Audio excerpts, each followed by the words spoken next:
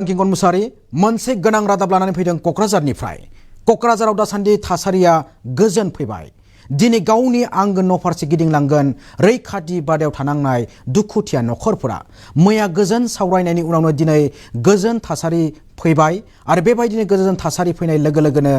दुखुथिया नखरफोरा जेराव रिलिफ केम्प एबा रैखाथि बादायाव थानांनाय दुखुथिया नखरफोरा गावनि न' फारसे दिनै गिदिंलांफिनगोन। सरकार खुंथाय फारसेनिफ्राय बे हाबाफारिखौ बानजायनाय जादों आरो पुलिसा रैखाथि होनाय जादों। रायजोफोरनि रैखाथिखौ नोजोर बोनानै पुलिसा गोख्रोङै पहरा होनाय जादों आरो बेबायदिनो दिनै गासिबो गावफा गावनि न' फारसे गिदिंलांगोन रैखाथि बादायाव थानांनाय दुखुथिया नखरफोरा। सावताल बर'फोरजों लोगोसे गासैबो बयबो गावफा गावनि आंगो न' फारसे गिदिंलांगोन। क'क्राझाराव थासारिया गोजोन फैबाय। खुंथायनि सांग्रांथियाव गोजोन थासारिया गिदिंबोबाय क'क्राझाराव आरो बेबायदिनो दिनै गावनि आंगो न' फारसे गिदिंलांगोन रैखाथि बादानिफ्राय दुखुथिया नखरफोरा। रायजोफोरनि रैखाथिनि थाखाय थिसननाय जादों पुलिस आरो पुलिसा गोख्रोङै पहरा होगासिनो दङ। नंखाय रादाब गोसारनायखौ गिनानै बन्द जानानै दं इन्टारनेट सिबिथाया। मैया बुधबाराव थासारिखौ लानानै गोजोन सावरायनाय जादोंमोन आरो गोजोन सावरायनायनि उनावनो मन्त्रि जयन्त मल्ल बरुवा आरो मन्त्रि सरन बर' सानै हादोरसा केबिनेट मन्त्रि बिथांमोना नुजाथिफैदोंमोन आरो मन्त्रि सरन बर'नि नुजाथिनायाव हाग्रामा महिलारिखौ लाफानानै बिटिसिनि गाहाय खुंगिरि हाग्रामा महिलारिखौ लानानै एबसु बनसु आसा सावताल फरायसा आफाद इउपिपिएल आरो गोबां माहारियारि आफादफोरा सावरायमेलाव बाहागो लादोंमोन आरो दासान्दि बेबायदिनो क'क्राझाराव गोजोन थासारिया सरासनस्रानि थासारि बायदि गिदिंबोफिनबाय आरो खुंथायनि सांग्रांथियाव गोजोन थासारिया गिदिंबोफिनबाय क'क्राझाराव। दिनै गावनि आंगो न' फारसे गिदिंलांगोन रैखाथि बादानिफ्राय दुखुथिया नखरफोरा। रायजोफोरनि रैखाथिनि थाखाय थिसननाय जादों पुलिसखौ। पुलिसा गोख्रोङै पहरा होनाय जादों। बेबायदिनो दासान्दि क'क्राझाराव थासारिया गोजोन फैबाय। खुंथायनि सांग्रांथियाव गोजोन थासारिया गिदिंबोफिनबाय क'क्राझाराव। दिनै गावनि आंगो न' फारसे गिदिंलांगोन रैखाथि बादानिफ्राय दुखुथिया रायजोफोरा आरो रायजोफोरनि रैखाथिनि थाखाय बा रायजोफोरनि रैखाथिखौ नोजोर बोनानै थिसननाय जादों खुंथाया पुलिसखौ। नंखाय रादाब गोसारनायखौ गिनानैबो बन्द खालामनाय जादों इन्टारनेट सिबिथाय। मबाइल इन्टारनेट सिबिथाया दासान्दि क'क्राझारजों लोगोसे चिरां जिल्लायावबो बन्द जानानै दं आरो मख'जाथावना बाथ्राया बेसोदि मैया बुधबाराव थासारिखौ लानानै गोजोन सावरायमेल जानानै थाङो। बे गोजोन सावरायनायाव हादोरसानि गिबि मन्त्रि डक्टर हिमन्त बिश्वशर्मानि बिथोन बायदियै मन्त्रि जयन्त मल्ल बरुवा आरो मन्त्रि सरन बर'नि नुजाथिनायाव बिटिसिनि गाहाय मावफुं सोद्रोमा हाग्रामा महिलारिखौ लाफानानै एबसु बनसु आसार सावताल फरायसा आफाद इउपिपिएल आरो आदिबासि अनसाय आरो जौगाथाय परिषदनि दैदेनगिरिखौ लाफानानै गोबां माहारियारि आफादफोरनि दैदेनगिरिफ्रा गोजोन सावरायमेलाव बाहागो लादोंमोन। हारियारि हारियारि दाङाबाजिखौ गिनानै गोख्रोङै सरकारा खुंथाय गोजोन सावरायनायखौ मावफुंदों मैया बुधबाराव आरो मख'जाथावना बाथ्राया बेसोदि कारिगावनि जाथायाव सावताल रायजोफोरजों लोगोसे गोबां बर' नखरफोरा रैखाथि बादायाव थानो गोनां जायो। गासै मोनबा एबा गंबा रैखाथि बादा गायसंनो गोनां जादोंमोन दुखुथिया नखरफोरखौ दोननो थाखाय एबा लाखिनो थाखाय आरो जोबनायाव बर' सावताल आफाद गौथुमफोरखौ लोगोसे सरकार खुंथायनि सांग्रांथियाव मैया गोजोन सावरायनाय हाबाफारिया जालाङो आरो बे गोजोन सावरायनायनि उनावनो सरासनस्रा थासारियाव लाबोफिननो हायोब्लाबो दासान्दि नंखाय रादाब गोसारनायखौ गिनानै क'क्राझार आरो चिरां जिल्लायाव मबाइल इन्टारनेट सिबिथाया बन्द जानानै दङ। क'क्राझार कारिगावनि हिंसायारि जाथायनि उनावनो क'क्राझार आरो चिरां जिल्लायाव दुंहाव थासारियाबो सोमजिदोंमोन। बेबायदिनो कारिगावआव दुंहाव बेरेखा सोमावसारदोंमोन रागा जोंनाय रायजोफोरा आरो जोबनायाव मैया बुधबाराव गोजोन सावरायनाय जानानै थाङो जेराव सावताल आदिबासि बर'नि माहारियारि आफादफोरखौ लानानै सावतालनि माहारियारि आफादफोरखौ लानानै हादोरसानि गिबि मन्त्रि डक्टर हिमन्त बिश्व बिथांनि बिथोन बायदियै सानै मन्त्रि नुजाथिदोंमोन। जयन्त मल्ल बरुवा बिथां आरो सरन बर' बिथांमोना नुजाथिफैनानै बेवहाय गोजोन सावरायमेलखौ लानाय जादों। गोजोन सावरायमेलनि उनावनो गोजोन थासारिया सरासनस्रायै बायदियै गिदिंबोफिननाय जाबाय आरो दिनै रैखाथि बादायाव थानांनाय दुखुथिया नखरफोरा गावनि आंगो न' फारसे गिदिंलांफिनगोन आरो सरकार खुंथाय फारसेनिफ्राय बे राहाखौ बानजायनाय जादों आरो गोरा रैखाथि होनो थाखाय रायजोफोरनि थाखाय पुलिस थिसननायबो जादों खुंथायनि फारसेनिफ्राय आरो रेपिड एक्सन फर्स आरो पुलिसजों लोगोसे भारतारि फायखिया फ्लेग मार्च खालामनाय जादोंमोन जेराव दुंहाव थासारिखौ नोजोर बोनानै क'क्राझारनि बे कारिगावनि हिंसायारि जाथायनि उनावनो क'क्राझार आरो चिरां जिल्लायाव सिमायारि ओनसोलाव बेबायदिनो दुंहाव थासारिया सोमजिदोंमोन जायनि थाखाय चिरां आरो क'क्राझार जिल्लायाव थिसननाय जादोंमोन रेपिड एक्शन फोर्स आरो पुलिसजों लोगोसे भारतारि फायखिया फ्लेग मार्च खालामनाय जादोंमोन जायनि जाउनाव बेबायदिनो गोरा रैखाथि होनाय जादोंमोन रायजोफोरनि बे जिउ रैखाथिखौ नोजोर बोनानै सरकार खुंथाय फारसेनिफ्राय गोख्रोङै सांग्रांथि लानाय जादोंमोन आरो बेबायदिनो मैया बुधबाराव गोजोन सावरायमेल जानानै थाङो बे गोजोन सावरायमेलनि उनावनो हादोरसा सरकाराबो बेबायदिनो रैखाथि होनायजों लोगोसे बेबायदिनो राहा बानजायदों न' फारसे गिदिंलांफिननायनि थाखाय दिनै गावनि आंगो न' फारसे गिदिंलांफिनगोन दुखुथिया रायजोफोरा जेराव रैखाथि बादायाव थानो गोनां जादोंमोन दुखुथिया न'खरफोरा बेबायदिनो हारियारि दाङाबाजिखौ गिनानै सरकार खुंथायनि फारसेनिफ्राय गोख्रोङै नोजोर लाखिनानै मैया बुधबाराव बेबायदिनो हादोरसानि गिबि मन्थ्रि डक्टर हिमन्त बिश्व शर्मानि बिथांनि बिथोन बायदियै केबिनेट मन्थ्रि सानै बिथाङा नुजाथिफैदोंमोन आरो नुजाथिनानै हाग्रामा महिलारिखौ लाफानानै इउपिपिएलनिफ्राय बेबायदिनो दैदेनगिरि गोबां एमएलए लरेन्स एसलि बिथांखौ लाफानानै बर'नि माहारियारि आफादफोर आरो सावताल आदिबासिनि गोबां माहारियारि फरायसा आफादफोरखौ लाफानानै बे गोजोन सावरायमेला जानानै थाङो आरो बे गोजोन सावरायमेलनि उनावनो सरासनस्रायारि गोजोन थासारिखौ लाबोफिननो थाखाय मोनसे थांखि आजावनाय जायो आरो बेबायदिनो मोनाबिलियाव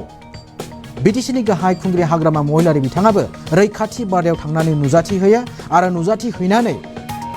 दुखुथिया रैखाथि बादायाव थानांनाय रायजोफोरखौ खौरां लाहैयो आरो मोननाय मोननि जेंनानि सायाव सुलाद लानानै बेबायदिनो गोबां बेबायदिनो नांगौ जानाय मुवा बेसादफोरखौ लानानै जगायनो थाखाय राहा बानजायो आरो बेबायदिनो दिनै गावनि आंगो न' फारसे गिदिंलांनायनि थाखाय राहा बानजायदों आरो बेबायदिनो रैखाथि बादायाव थानांनाय दुखुथिया रायजोफोरा गावनि आंगो न' फारसे गिदिंलांफिनगोन आरो बिदिब्ला जोङो जयन्त मल्ल बरुवा बिथांनि बिबुंथि आरो हाग्रामा महिलारि बिथांनि बिबुंथिखौ मैया गोजोन सावरायमेलनि उनावनो बिथांमोना गोजोन सावरायमेलनि आयदाखौ लानानै गोनां बिबुंथि लाखिदोंमोन बे आयदाखौ नोंथांमोननि सिगाङाव जोङो खोनासंहोनो लादों।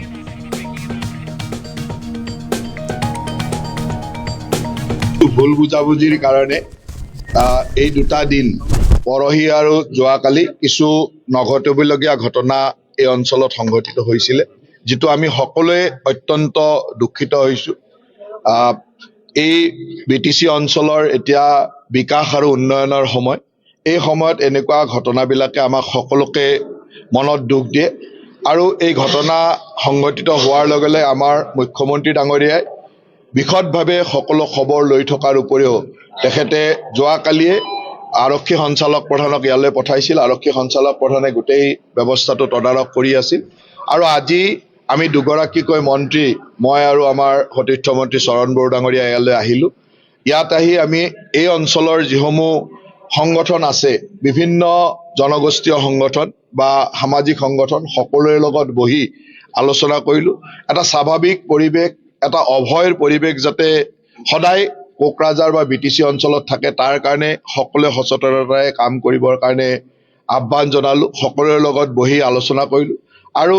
যেহেতু ৰিলিফ কেম্প 5টা ৰিলিফ কেম্প হৈছিলে সেই ৰিলিফ কেম্পবিলাকৰ প্ৰয়োজনীয়তা আছে নে নাই সেই কথাখিনিও সকলোৱে আলোচনা কৰি যদি প্ৰয়োজনীয়তা নাই তেতিয়াহ'লে ৰিলিফ কেম্পৰ পৰা ৰাইজক ঘৰে ঘৰে যাব দিয়া এটা স্বাভাৱিক পৰিৱেশ আনাৰ কাৰণেও কি কৰিব লাগে সেইখিনি আলোচনা কৰিলো তাৰ আগে আগে আমি পুলিচ প্ৰশাসন আৰু জিলা প্ৰশাসনৰ লগত গোটেই বস্তুটোৰ গোটেই ঘটনাটোৰ আমি ৰিভিউ ললো বা পৰ্যবেক্ষণ কৰিলো কিয়ত কি হৈছে আৰু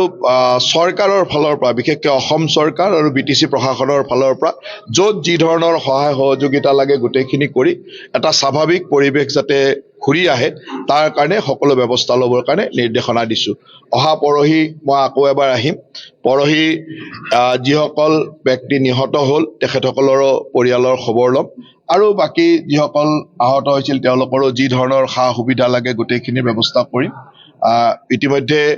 জিলা আয়ুক্তক সকলো নিৰ্দেশনা দিয়া হৈছে পুলিচ প্ৰশাসনে সঠিকভাৱে কাম কৰি আছে আৰু বিটিচি প্ৰশাসনেও হাগ্ৰামা মহিলা ডেঙাৰৰ নেতৃত্বত খুব সুন্দৰভাৱে গোটেইখিনি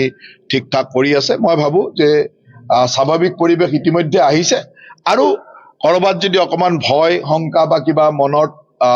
অসুবিধা আছে এইখিনি আজিৰ ভিতৰতে গোটেইখিনি ঠিক হৈ যাব বুলি আশা ৰাখিছো আজি আমাৰ জিলা আয়ুক্তই পৰ্যবেক্ষণ কৰি আছে আচলতে যেনেকে ৰিউমাৰ বিলাক ওলাই তেনেকুৱা নহয় গতিকে জিলা আয়ুক্তই টিম পঠাইছে গোটেই টিমে সাৰ্ভে কৰি অহাৰ পিছত আমি গোটেইটো গম পাম আচলতে কি হৈছে গাঁৱে গাঁৱে সাৰ্ভে কৰিবলৈ দিয়া হৈছে গোটেই তথ্যখিনি আহিলে যি ক্ষতি হৈছে অসম চৰকাৰে সকলো ক্ষতিৰ যি ক্ষতিপূৰণ সেইখিনিৰ ব্যৱস্থা কৰিব ইয়াত যোৱা পৰহি যেনিবা 19 তাৰিখত আবেলি যিটো ঘটনা হৈছে ইয়াৰ পিছত যোৱাকালিলৈকে যিখিনি হৈছে সব জাতি জনগোষ্ঠীয়ে উপলব্ধি কৰিছে যে সেই পৰিৱেশটো আমাক নালাগে যেনেকৈ হ'লেও শান্তি ঘূৰাই আনিব লাগে সেইটো সকলো দল সংগঠনে দায়িত্ব লৈ পেলাই আজি এই প্ৰেছ মিটিঙত এটেণ্ড হৈছে চবেই দেখিছে কোচ ৰাজবংশী সমাজৰ পৰাও আহিছে মুছলিম সমাজৰ পৰাও আহিছে আদিবাসী সমাজৰ পৰাও আহিছে বেংগলী সমাজৰ পৰাও আহিছে বড়ো সমাজৰ পৰাও আহিছে মুঠতে এই কোকৰাঝাৰ জিলাত যিমান জাতি জনগোষ্ঠীৰ সমাজকৰ্মী আছে দল সংগঠন আছে সবেই এটেণ্ড হোৱা মানে এই আমি যিটো ডিচি ডাঙৰে যিটো উদ্দেশ্য লৈ পেলাই ইয়াত প্ৰেছ মিটিঙৰ কাৰণে মাতিছে সেইটো ছাকচেছ বুলি আমি ক'ব পাৰি পজিটিভ অৰ্থাতে সকলোকে লাগে শান্তি আৰু আজিৰ দিনত যেনিবা 5টা ৰিলিফ কেম্প আছে 4টাটো যেনিবা অতি সোনকালে যাব পাৰে একটা কেম্পটো হয়তো 2 এদিন লেট হ'ব পাৰে ঘৰ জ্বলিছে ইহঁতৰ কাৰণে থিন দিব লাগিব তেতিয়াই যাব তো এই পৰিৱেশ আমাৰ মাজত আলোচনা হৈছে মুঠতে অতি সোনকালে মইতো ভাবিছোঁ আজি কিছুমান ৰিলিফ কেম্পত বহি আছে এনে মানে ভয়টো খাইতো চবেই ভয় খায় আদিবাসীও আছে বড়োও আছে ভয় খাই পেলাই কিছুমানে ৰিলিফ কেম্পত আছে সেইটো যিহেতু আমাৰ মিটিংটো খুব পজিটিভ হৈছে এতিয়া আমি সেই মিটিঙৰ মেছেজটো কথাটো লৈ যাই পেলাই আমি ৰিলিফ কেম্পত যাম কৈ দিম যে আমাৰ মাজত এটা এনেকুৱা মিটিং হৈছে ভাল পজিটিভ আদিবাসীও চবেই বিচাৰে বড়ো সমাজো বিচাৰে চবেই জাতি তো সেইকাৰণে ভাল এটা পজিটিভ চব জাতি জনগোষ্ঠীৰ পৰাই এনেকুৱা ঘটনা আৰু যাতে নহয় যোনে দোষী ইয়াৰ ওপৰত প্ৰশাসনে দায়িত্ব ল'ব যোনে ভুল কাম কৰিছে ইয়াৰ ওপৰত প্ৰশাসনে দায়িত্ব লৈ পেলাই কাম কৰি আছে ইহঁতক কাম কৰিবলৈ সুবিধা দিব লাগে কথা এইটো খাদ্যৰ অভাৱ হোৱা নাই এইবিলাকতো খোৱা মানুহটো থাকিব খাদ্যৰ অভাৱ কিবা পানীৰ অভাৱ এইবিলাকতো থাকিব ইমান